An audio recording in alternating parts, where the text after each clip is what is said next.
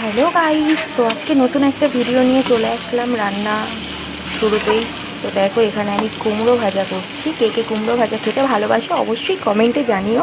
আর এখানে এই যে আমার বর যেটা খেতে ভালোবাসে, পুঁই শাক আছে, বেগুন আছে, আলু আছে, কুমড়ো আছে, ওটা দিয়ে একটা মানুষের আজকে ওয়েদারটা দেখো, রোদ ভালোই উঠেছে, কিন্তু সকাল থেকেই ঠান্ডা ঠান্ডা লাগছে, বেশ ভালোই ওয়েদারটা। আর এখানে আমার কুমড়োটা ভাজা হয়েই গেছে, প্রায় তুলেই নেব। তো কে কে আমার ভিডিও দেখতে ভালোবাসো অবশ্যই কমেন্ট করে জানিও, তাহলে আমি প্রত্যেক দিন নতুন নতুন একটা করে ব্লগ দেবো।